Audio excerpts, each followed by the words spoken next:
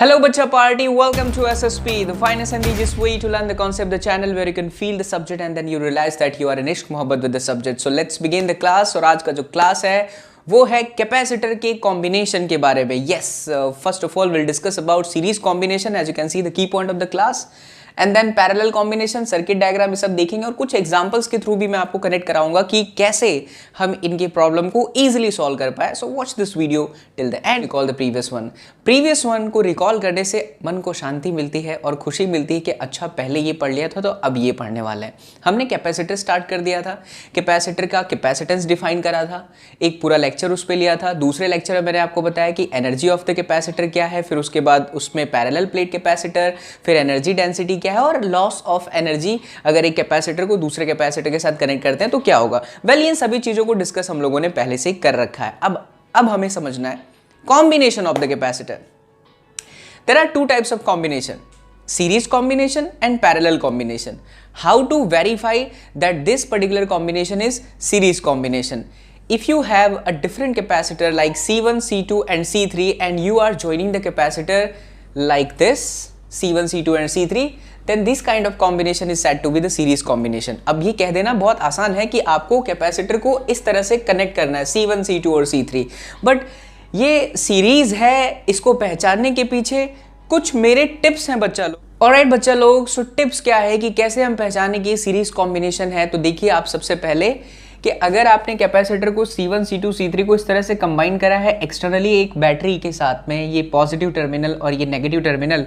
सो बच्चों आप देखो, सिंपल समझो कि यहाँ से चलने वाली जो भी करंट होगी, समझाने के लिए मैं बोल रहा हूँ, अभी यहाँ पे करंट्स का कैपेसिटर के साथ अभी फिलहाल कुछ लेना देना नहीं है because third chapter current electricity बाकी, बट बेसिक मैं चर्चा कर रहा हूँ क्योंकि 10th में आप इतना तो पढ़े होंगे.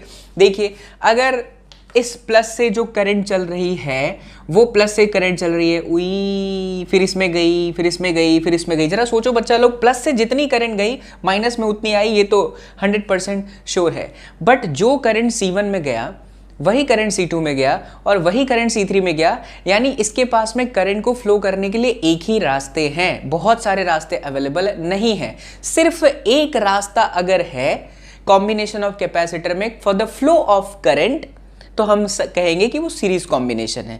या आप ऐसे कह सकते हो कि कॉम्बिनेशन ऑफ कैपेसिटर में जंक्शन ना हो. What do you mean by junction? For example आप यहाँ डायग्राम देखिए, वो तो पैरेलल कॉम्बिनेशन है ही. आप देखो ये जो इसलिए साथ में बनाया ताकि आपको समझ में आए, ये कैपेसिटर जहां कनेक्टेड है ये जंक्शन बोला जाएगा, जहां पे पाथ डिवाइड हो गया. यहां पर पाथ डिवाइड हो ही नहीं रहा, प्लस से जो करंट चला वही करते हुए माइनस में आ गया. दैट मीन्स पहला पॉइंट यही है कि भाई इसके लिए सिंगल वे रहता है, वन वे रहता है. अब अगर वन वे है, करंट सब में सेम जा रहा है, तो according to the formula of normal current we know that I is equal to Q by T. तो पर सेकेंड में मैं ऐसा बोलूं कि क्या हर कैपेसिटर में चार्ज की वैल्यू सेम है? हाँ बिल्कुल सत्य है, क्योंकि I is equal to Q by T है. If you consider T is equal to 1 second, so I is basically equals to Q. तो इसके लिए जो मेन पॉइंट हो गया, ये वन वे है और सभी कैपेसिटर पे सेम चार्ज होगा. मतलब अगर इस पे Q है तो इस पे भी Q होगा और इस पे भी Q होगा, यानी इस V वोल्टेज की बैटरी की वजह से जो इसके ऊपर चार्ज डेवलप होंगे उन सभी का अमाउंट बच्चा लोग सेम होगा. ठीक है, तो ये सीरीज कॉम्बिनेशन. एक और चीज, अब सभी जगह पर चार्जेस तो सेम है लेकिन डिफरेंट पोटेंशियल होता है. मतलब इस कैपेसिटर के अक्रॉस में मिलने वाला जो पोटेंशियल होगा वो होगा V1, इसके अक्रॉस में मिलने वाला जो कैपेसिटर होगा बच्चा वोल्टेज होगा वो होगा V2, और इसी तरह से इसके अक्रॉस में मिलने वाला जो वोल्टेज होगा वो होगा V3. सीरीज में हम कभी भी कोई भी इलेक्ट्रिकल अप्लायंस को कनेक्ट नहीं करते. रीजन, वोल्टेज डिवाइड हो जाता है. आपके घरों में जो भी कॉम्बिनेशन है, फैन है, फ्रीज है, एसी है, जो कुछ भी है, हीटर है, एवरीथिंग, माइक्रोवेव ओवन, जो कुछ भी है, सभी का जो सप्लाई का वे है ना वो पैरेलल कॉम्बिनेशन होता है इस तरह का, क्योंकि इस तरह के कॉम्बिनेशन में वोल्टेज डिवाइड हो जाता है. अगर वोल्टेज डिवाइड हो जाएगा तो जिस इक्विपमेंट को जितनी रिक्वायरमेंट चाहिए होगी वो मिल नहीं पाएगी.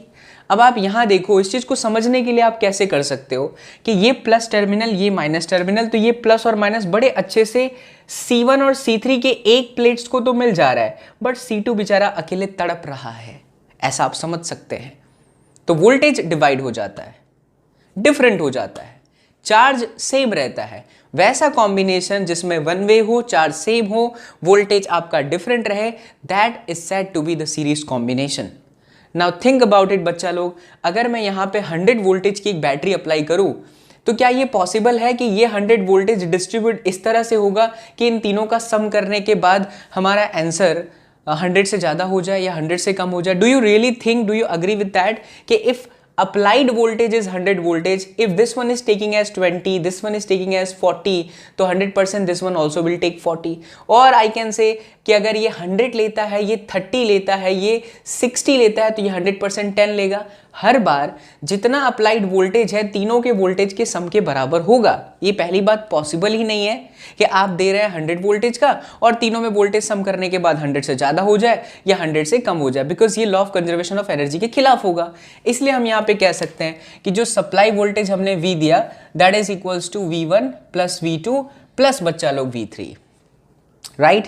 Now relation between capacitance, charge and voltage, we all know Q is equal to CV, इसलिए हम इस V के जगह पर लिख सकते हैं Q divided by C equivalent, इसका ओवरऑल कैपेसिटेंस को हम C इक्विवेलेंट नाम दे देते हैं, and I can write V1 as what, Q by C1 plus Q by C2 plus Q by C3। Clearly पता चल रहा है Q Q Q सब जगह से कट जाएगा, so 1 upon C equivalent is equal to 1 upon C1 plus 1 upon C2 plus 1 upon C3। अगर ज़्यादा कैपेसिटर हैं तो डैश डैश कर दीजिए। This is the original equation of equivalent capacitance for the series combination of the capacitors, ratio में आता है।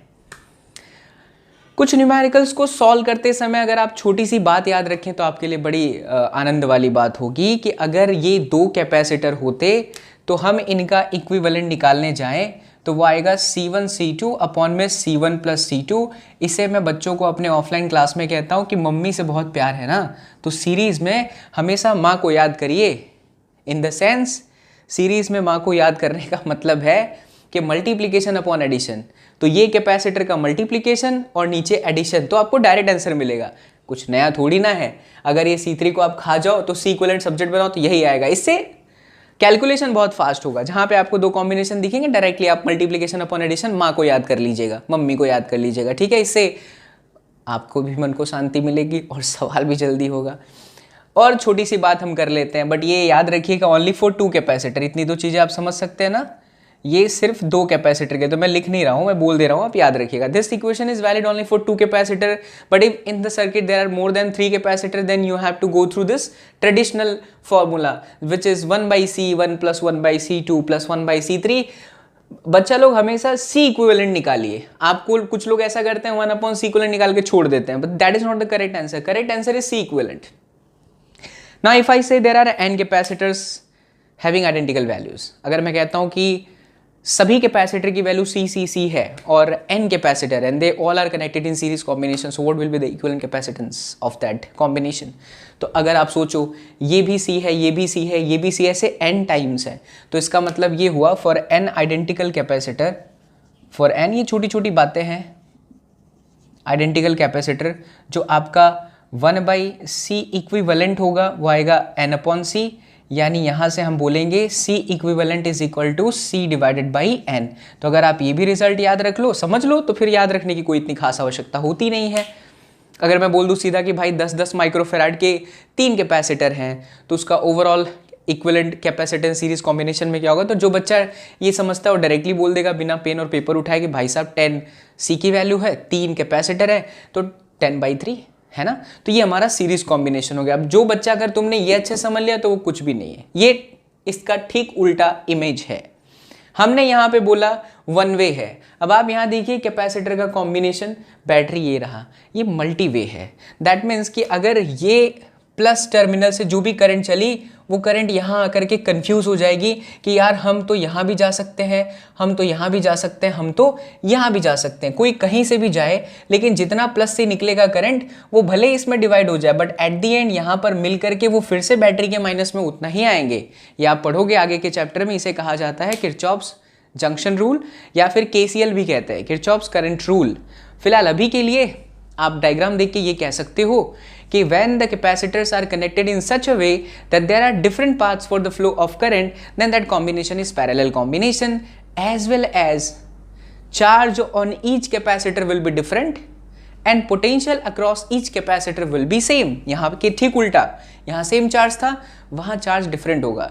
Charge different होने के पीछे का रीज़न सिंपल सा समझाऊं तो अगर यहाँ से 10 एम्पियर की करंट चली तो 2 एम्पियर की करंट हो सकता है यहाँ जाए based on the value of capacitance. That depends on capacitance. Resistance, confuse नहीं होना, रेजिस्टेंस वर्ड बोल दिया तो सब आगे आएगा, समझ में आ जाएगा. बट इतनी तो चीज़ें समझ सकते हो कि बच्चा ये रास्ता अलग अलग है तो करंट डिवाइड होगा. तो मैंने बोला 2 यहाँ गया 10 में से, 4 यहाँ चला गया तो 4 इसमें चला जाएगा, या यहाँ चला गया 3, यहाँ चला गया 4 तो यहाँ भी चला जाएगा 3. तो सब में करंट डिफरेंट है ना. According to the formula of I = Q/D, current is different, that means charge is different for a given time interval of 1 second.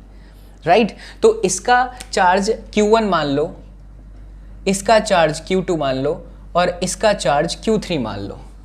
एक चीज सत्य है कि इस बैटरी ने जितना ऑफर किया होगा इस ग्रुप को सप्लाई चार्ज, उतना ही इन तीनों में डिवाइड होगा. लाइकवाइज हियर वोल्टेज, अगर इस बैटरी ने ऑफर किया है 100 वोल्टेज तो Q1, Q2 और Q3 का सम करने के बाद भी आपका आंसर 100 ही होना चाहिए, ना उससे कम ना उससे ज़्यादा. क्यों? क्योंकि law of conservation of energy हमेशा फॉलो करनी होती है, जैसे law of conservation of energy, sorry law of conservation of charge हमेशा फॉलो करना होता है, likewise conservation of energy. Right. अब एक पॉइंट इसमें और बच जाता है कि पोटेंशियल सेम क्यों है. मैंने आपको यहाँ पोटेंशियल डिफरेंट होने के पीछे एक सिंपल सा ट्रिक बताया था कि बच्चा आप ये देखो, प्लस इसको मिल जा रहा है C1 के लेफ्ट प्लेट को, माइनस C3 के राइट को मिल जा रहा है, बट C2 बेचारा मर रहा है, तड़प रहा है. क्या यहाँ कोई तड़प रहा है? कोई भी नहीं तड़प रहा है. देखिए ये प्लस यहाँ पर, ये माइनस यहाँ पर, तो ये प्लस टर्मिनल C1 के लेफ्ट को C1 के राइट को भी मिल रहा है, C2 के लेफ्ट को C2 के राइट को, C3 के लेफ्ट को और राइट को, सभी को मिल जा रहा है. सो देयर इज नो तड़प. And if there is no तड़प, that means there is the equal potential.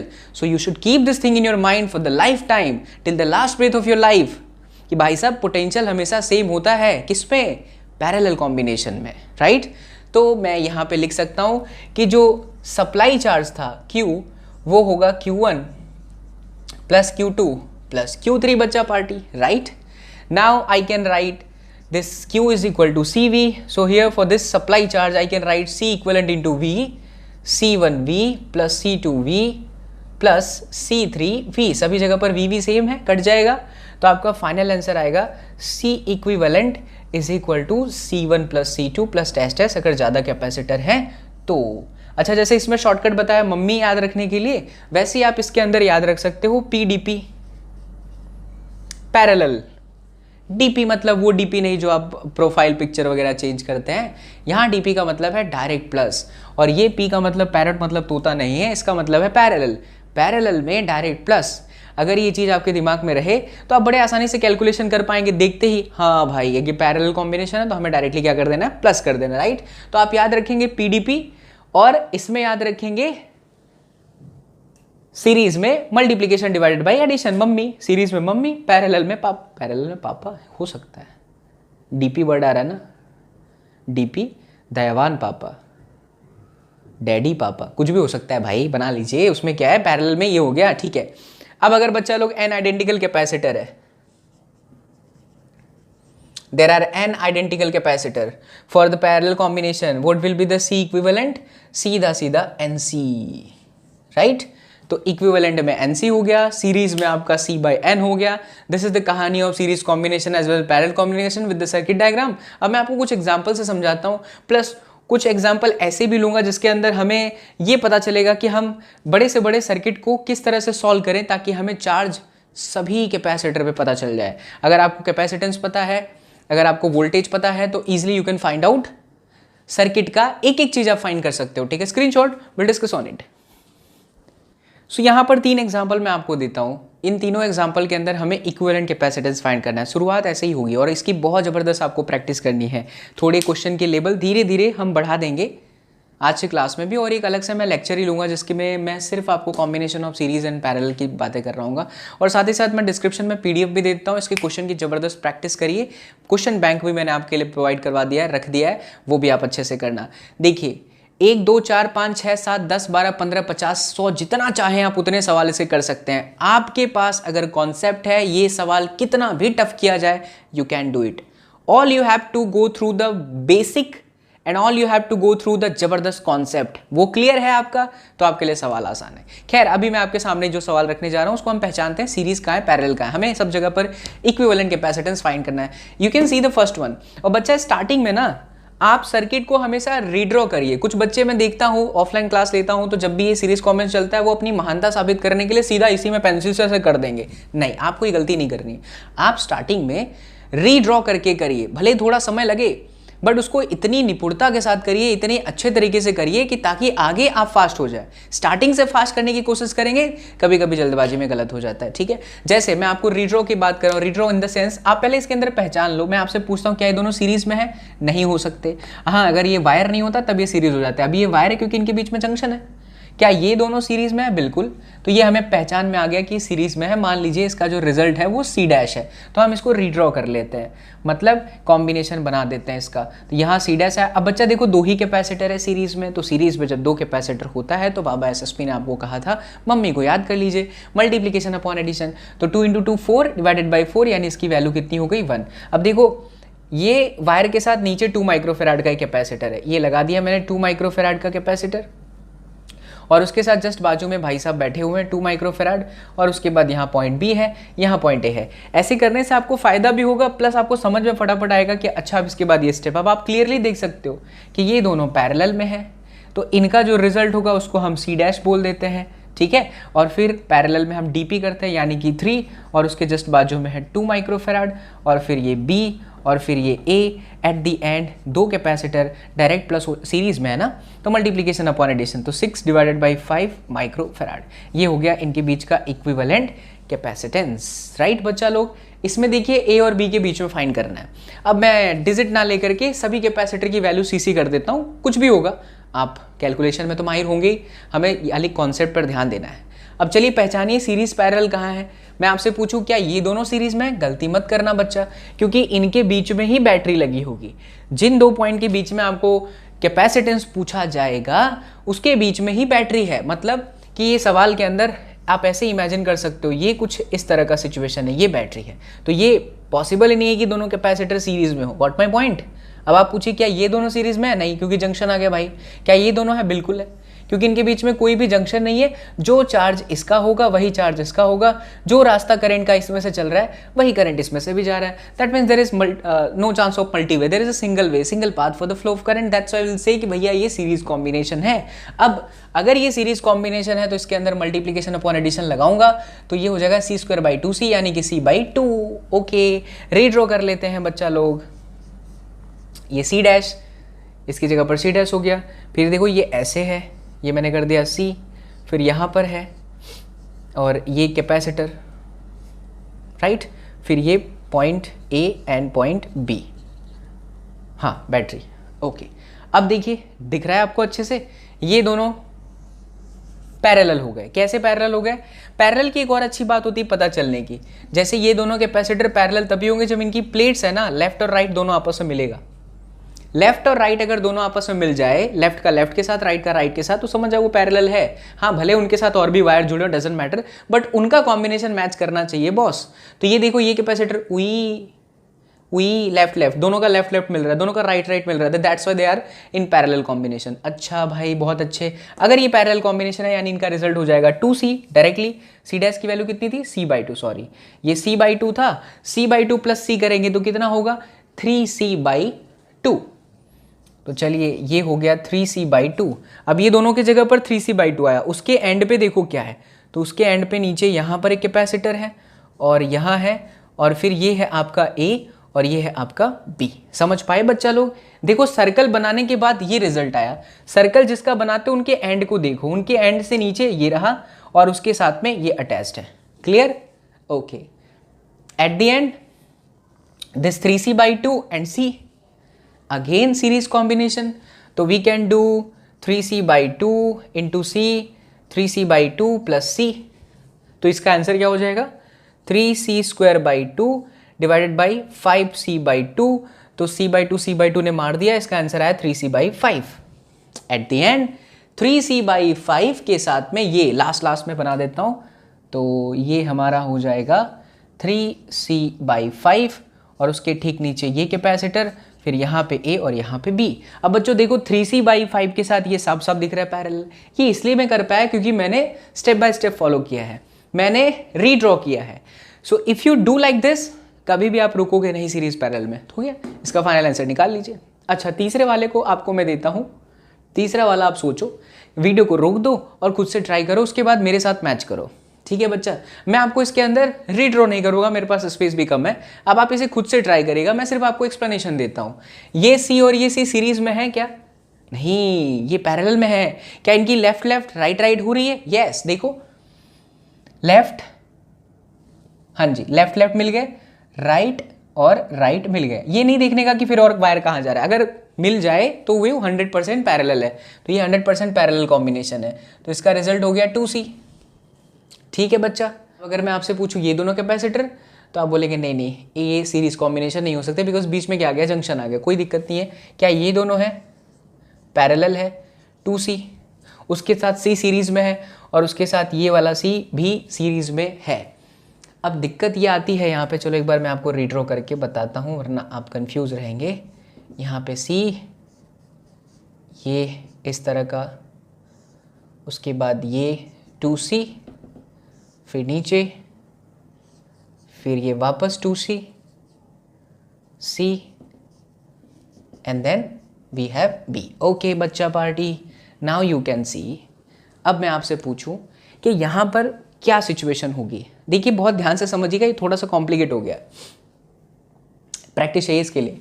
ये दोनों का रिजल्ट आ जा रहा है सीरीज कॉम्बिनेशन। यहाँ पर ये कैपेसिटर इसके साथ क्या है, यू कांट से, कुछ नहीं कह सकते, क्योंकि देखो इसका लेफ्ट लेफ्ट नहीं मिल पा रहा, बीच में कैपेसिटर आ गया, भले राइट राइट मिल रहा है। ये इसके साथ सीरीज में भी नहीं है, तो ये चीज क्या है, ये चीज को कहते हैं शॉर्ट सर्किट। इसकी भी प्रैक्टिस हमें करनी है, हम बहुत सारे सवालों के साथ मिलेंगे नेक्स्ट वीडियो में, बट अभी मैं आपको समझाता हूं शॉर्ट सर्किट क्या होता है। देखिए जैसे ये वायर है, क्या ये वायर में से करंट ऐसे चल सकता है? कभी भी नहीं, क्योंकि there is only one way of current, sorry there is only one direction of current, either from right to left, left to right, positive to negative battery के लिए। पॉसिबल ही नहीं है कि ऐसे भी चले और ऐसे भी चले। हाँ, अगर यही करंट यहाँ से 2I आ रहा था, या I आ रहा था, और मैं बीच में से ऐसे वायर निकाल दूँ तो दोनों मिलकर यहाँ 3I बना देंगे। ये तब पॉसिबल है जब कोई तीसरा वायर हो तो करंट सर्किट में शॉर्ट नहीं होगा। लेकिन अगर ये वायर नहीं होगा तो ये करंट शॉर्ट सर्किट हो जाएंगे। अगर ये शॉर्ट सर्किट हो जाएंगे इन द सेंस सर्किट में उनका कोई रोल नहीं है, उनको टोटली नेग्लेक्ट करना है। You have to neglect it, you have to discard it, like in this question. See, अगर ये बैटरी का प्लस था और ये बैटरी का माइनस था, दैट मीन्स करंट यहाँ से चली होगी, तो कुछ करंट यहाँ जाएगी, कुछ करंट ऐसे जाएगी। ये करंट इधर आके इधर भी डिवाइड होती और ये करंट भी इधर आके डिवाइड होता, तो फिर ये दोनों देखिए अपोजिट हो गए, इसलिए ये शॉर्ट सर्किट हो गया। अब सर्किट ईजी हो गई आपकी। अब देखिए ये आपका सीरीज कॉम्बिनेशन है, ये भी आपकी सीरीज कॉम्बिनेशन है, इनका रिजल्ट सीरीज का रिजल्ट आपस में पैरेलल है, उसके साथ बाजू वाला सी सीरीज में है बच्चा लोग। So this is the example, this are the examples of series combination. There are so many examples. सवालों की कमी नहीं, आप बनाते रहिए, खुद से खेलते रहिए, गेम खेलते रहिए, कॉन्सेप्ट आपका पक्का होना चाहिए। कुछ एक और एग्जाम्पल देता हूँ जिससे हम ये बता सकते हैं कि हम कैसे निकालें किसी भी सर्किट के अंदर total overall charge as well as सभी सर्किट का इंडिविजुअल चार्ज कितना होगा। टेक अ स्क्रीनशॉट, फिर मैं आगे बढ़ता हूँ। So here in this problem we have to find charge on each capacitor. The values are given like 100 all this capacitors of the same value, voltage is given 100 voltage. तो how to find the charge on each capacitor, ये question का level बहुत अच्छा है और ये अगर आता है आपके बोर्ड एग्जामिनेशन में तो इसका वेटेज भी अच्छा खासा होता है। अबाउट 4 मार्क्स के क्वेश्चन ये माने जाते हैं, काफ़ी बेहतरीन होते हैं। और मैंने अलग अलग रेफरेंस बुक देखी है जो IIT पे यूज़ करते हैं, वो भी देखी है। मुझे कभी भी सेटिस्फेक्शन नहीं मिला, तो मैंने बहुत सालों की मेहनत कह सकते हैं, पढ़ाते पढ़ाते भगवान और आप सबका प्यार रहता है, तो एक मेथड निकाला और उस मेथड से हम इसके कोई भी प्रॉब्लम सॉल्व कर सकते हैं बच्चा। बस वो मेथड को आपको समझने की ज़रूरत है। एंड जहाँ पे भी लगे कि आपको दिक्कत आ रही है तो आप मुझे प्लीज़ कमेंट करके ज़रूर बताना कि सर यहाँ दिक्कत आई है, तो I will discuss the different way. मैं आपसे ज़रूर डिस्कस करूँगा क्योंकि मैं चाहता हूँ कि ये चीज़ मैं आपको समझाऊँ, ऐसा समझाऊँ वो मज़ा आ जाए। देखिए सबसे पहले तो हमें अगर निकालना भी है सभी कैपेसिटर का चार्ज, तो we will find the overall charge, the overall capacitance. पहला स्टेप ये है कि आपको ओवरऑल कैपेसिटेंस फाइंड आउट करना है। So how to find overall capacitance? By verifying which one in series and which one are in parallel. तो अगर मैं देखूं तो ये दोनों मुझे साफ साफ सीरीज दिख रहे हैं, क्या आपको भी दिख रहे हैं बच्चा लोग? यस, ये सीरीज में है, तो मैं इनको मार्क कर देता हूं। ये हमारे सीरीज हो गए, और सीरीज में मम्मी का फॉर्मूला लगता है, तो 100 into 100 divided by 200, am I right? Multiplication upon addition, yes. तो ये 0 से 0 कट गया, यानी ये हो जाएगा 50। ये हम इसको बोल देते हैं सी डैश की वैल्यू 50 माइक्रो फैराड। ये C1 है। अब देखो रीड्रॉ कर लेते हैं बच्चा। रीड्रॉ करने से फ़ायदा बहुत होता है, कभी भी गलती ना करें, रीड्रॉ हमेशा करें स्टार्टिंग में। C डैश, ये नीचे C4, और फिर यहाँ पे आपकी बैटरी है, जो भी है 100 वोल्टेज की बैटरी भी है। सभी मैंने 100 इसलिए ताकि कैलकुलेशन आसान बने, आपको समझाने में मुझे आसानी हो। अब देखिए, क्या ये तीनों पैरेलल आपको दिख रहे हैं? गलती मत करना, तीनों पैरेलल हो सकते थे। 4 कैपेसिटर होता तो वो चारों पैरेलल हो सकते थे, बट पैरेलल होने के लिए मैंने आपको क्या बताया? लेफ्ट लेफ्ट लेफ्ट सबका मिलना चाहिए, राइट राइट राइट सबका मिलना चाहिए। सोचो, क्या ये कैपेसिटर ये कैपेसिटर ये कैपेसिटर का लेफ्ट मिल रहा है? हाँ, तीनों का लेफ्ट मिल रहा है, बट क्या तीनों का राइट मिल रहा है? इन दोनों का तो मिल रहा था राइट, बट इसके साथ नहीं मैच कर रहा। दैट मीन्स कि ये दोनों का लेफ्ट लेफ्ट मिल रहा है, राइट राइट मिल रहा है, प्लेट आपस में कंबाइंड है, तो ये दोनों बोले जाएंगे पैरेलल कॉम्बिनेशन। तीसरा वाला नहीं, क्योंकि तीसरे वाले का मिल नहीं रहा है, राइट? तो अब इन दोनों का रिजल्ट हम C डबल डैश मान लेते हैं। चलिए, ये C डबल डैश मान लिया, और फिर यहाँ पर हमारी लास्ट बैटरी हो गई 100 वोल्टेज की, और इन दोनों के कॉम्बिनेशन के ठीक नीचे C4 है। अच्छा, C डबल डैश की वैल्यू बच्चा लोग, ये है हमारा DP डायरेक्ट प्लस, क्योंकि पैरेलल है। पैरेलल में आपको बताया था ना, PDP पप्पा वाला PDP डायरेक्ट प्लस, तो 50 प्लस 100 ये हो गया 150 माइक्रोफेराड। और C4 की value again we have 100 microfarad. अच्छा, एट दी एंड पैरेलल है? नहीं, क्योंकि पैरेलल में लेफ्ट लेफ्ट मिल रहा है, राइट राइट नहीं मिल रहा, तो ये सीरीज हुआ। अब सीरीज में है तो एट दी एंड मैं यहाँ लिखता हूँ, मुझे जगह की भी जरूरत पड़ेगी, तो C equivalent is equal to multiplication upon addition की बेसिस पर हम कहेंगे 150 इंटू 100 डिवाइडेड बाई 250। 0 ने 0 को मारा, हाँ, किसे काटे?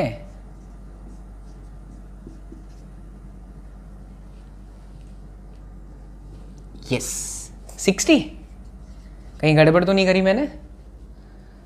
0 0 काट दूंगा, 15 5, अरे गलती तो नहीं कर दी यार?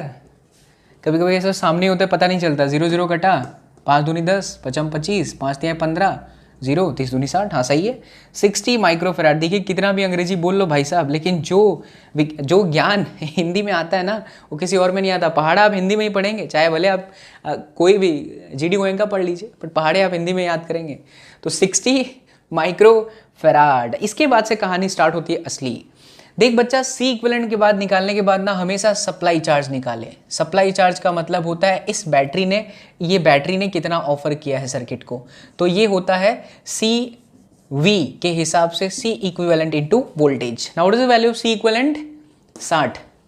60 वोल्टेज कितना है बच्चा लोग? 100, तो ये आ गया 6000 माइक्रोकूलम। अब यही 6000 माइक्रोकूलम सभी में बटा हुआ है, किसी में इक्वल, किसी में कम, किसी में ज़्यादा, डिपेंड करेगा कॉम्बिनेशन कौन सा है। अब मैंने आपको बोला था सीरीज में क्या सेम होना चाहिए? चार्ज। पैरेलल में क्या सेम होना चाहिए? वोल्टेज। लेट्स फाइंड आउट कि कैसे डिस्ट्रीब्यूट होगा। आपको सप्लाई चार्ज निकालने के बाद थोड़ी इमेजिनेशन बढ़ानी है। सोचिए, ये सप्लाई चार्ज इक्वेशन देखिए, मैं जहां फिंगर कर रहा हूं वहां भी देखना, ये सप्लाई चार्ज इसका रिजल्ट है, इस C इक्विवेलेंट का रिजल्ट है, मतलब लास्ट में जो आया ना, इन दोनों के कॉम्बिनेशन का ये सप्लाई चार्ज है। अगर C इक्विवेलेंट का ये रिजल्ट है तो खुद से पूछो कि C इक्विवेलेंट किसका रिजल्ट है? तो C इक्विवेलेंट है रिजल्ट C डबल डैश और C4 के सीरीज कॉम्बिनेशन का। और बच्चा लोग, सीरीज कॉम्बिनेशन में चार्ज सेम होता है, इसीलिए ये जो सप्लाई चार्ज है वो इन दोनों को सेम मिलेगा। देखो C4 लिखा है, इसलिए मैं Q4 लिखूंगा, जैसे लिख रहा हूं वैसे ही लिखना, वरना आपको थोड़ा कंफ्यूजन भी रहेगा। तो Q4 मिल गया। C डबल डैश का था तो हम यहाँ लिखेंगे Q double dash is equal to भी, वो भी होगा 6000 माइक्रोकूलम। जो आपके नंबर वाले हैं उनको टिक कर दीजिए, आपका आंसर है। Q4 आंसर है, बट डबल डैश आंसर नहीं है, क्योंकि अगर आपको पूछा जाता है कि find out the charge on each capacitor, then you have to find Q1, Q2, Q3 and Q4. Q4 निकल गया, Q1, Q2, Q3 नहीं निकला है, डैश है. सोचो Q डबल डैश किसका कैपेसिटेंस का चार्ज है? C डबल डैश का. C डबल डैश किसका रिजल्ट है? इन दोनों के पैरेलल का. पैरेलल में चार्ज सेम नहीं होता, बट पैरेलल में वोल्टेज सेम होता है. मीन्स बच्चा ये C1 और ये C डैश का वोल्टेज सेम है, तो how to find that voltage? कोई दिक्कत वाली बात नहीं है. हमेशा डबल डैश के सामने लाइन खींच के उसका वोल्टेज निकालें. V डबल डैश बराबर Q double dash by C double. देखिए क्या कर रहा हूँ मैं, Q बराबर CV को तो घुमा रहा हूँ. मुझे V चाहिए तो मैं Q बाई C यूज़ कर रहा हूँ, मुझे Q चाहिए तो CV यूज़ कर रहा हूँ, मुझे C चाहिए तो मैं Q बाई V यूज़ कर रहा हूँ. खैर उसकी तो ज़रूरत है भी नहीं C की, हाँ कहाँ ज़रूरत है. तो ये आपका इक्वेशन हो गया. अच्छा Q डबल डैश की वैल्यू कितनी?